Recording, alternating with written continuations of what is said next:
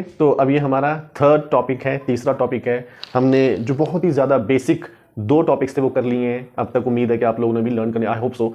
तो ही शी वगैरह था और is am are was were था। अब इनका यूज़ देखना है हमें। यूज़ आप देखो, he is Sahil, he is साहिल। वह है, क्योंकि ही का मीनिंग वह, और ये लड़के के लिए यूज होता है, आपको बताया था। इस का मीनिंग है, वह है साहिल। साहिल नेम हो गया, साहिल है, अमन है और जोत है, ऐसे अलग अलग नेम्स कुछ भी। तो वह है साहिल, और इसको थोड़ा हम प्योर हिंदी में, शुद्ध हिंदी में और उर्दू में किस तरह से बोलेंगे, हम कहेंगे वह साहिल है। ऐसे ही इज नियर। अब आपको कुछ वर्ड्स लर्न भी करने होते हैं, इन्हीं को वोकैबुलरी कहते हैं, है ना। तो वो जैसे जैसे आप स्टेप वाइज आगे चलते जाओगे, टॉपिक्स हमारे आगे बढ़ते जाएंगे, तो वो लर्न भी हो जाएंगे। नियर का मीनिंग होता है पास होना किसी चीज का। सो ही इज नियर, वह है पास, यानी वह पास है। शी इज मीना, वह है मीना, मतलब वह मीना है। इंग्लिश में ये ही शी, ये जो प्रोनाउंस वगैरह होते हैं, इसके फौरन बाद is am are was were का यूज होता है, ठीक है। जबकि हिंदी में इसका जो मीनिंग होता है is am are was were, यानी कि है, हो, है, ये सब हिंदी में पीछे चले जाते हैं, लास्ट में, एंड यू नो दैट। तो शी इज मीना, तो वह मीना है। शी इज फार, वह है दूर। फार का मीनिंग दूर, वह है दूर, यानी वह दूर है।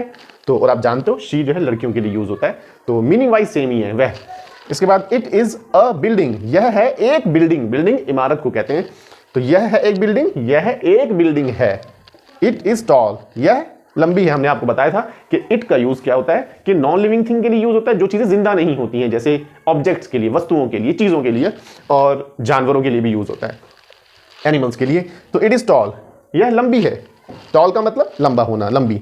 आई एम अ टीचर, मैं हूं एक टीचर, मैं एक टीचर हूं। हूं वाली चीज हिंदी में लास्ट में, इंग्लिश में फॉरेन प्रोनाउन के बाद आती है। आई एम हेयर, मैं हूं यहां, मैं यहां हूं। यू आर स्टूडेंट्स, आप स्टूडेंट्स हैं। स्टूडेंट्स का मतलब पढ़ने वाले, स्टूडेंट्स को, पढ़ने वालों को स्टूडेंट्स कहते हैं, विद्यार्थी। आप विद्यार्थी हैं, आप स्टूडेंट्स हैं। यू आर गुड, तुम गुड हो, तुम अच्छे हो, आप अच्छे हैं। दोनों ट्रांसलेशन हो सकती है। अगर तुम यूज करोगे, अगर यू का मीनिंग तुम लोगे तो हो आ जाएगा आर का मीनिंग, और अगर यू का मीनिंग आप लेते हैं तो आर का मीनिंग है हो जाएगा। वी आर फार्मर्स, हम हैं फार्मर्स यानी किसान, तो हम किसान हैं। We are hard working, hard working का मीनिंग होता है मेहनती, तो हम हैं मेहनती, यानी हम मेहनती हैं। दे आर लेबर्स, लेबर कहते हैं मजदूर को। लेबर्स बहुत ज्यादा हो गए, यानी ये प्लूरल हो गया, बहुत सारे मजदूर। तो ये याद रखना, वी और दे, ये वी और दे जो है ये प्लूरल के लिए, यानी ज्यादा लोगों के लिए यूज होता है। हिंदी में कहते हैं बहुवचन।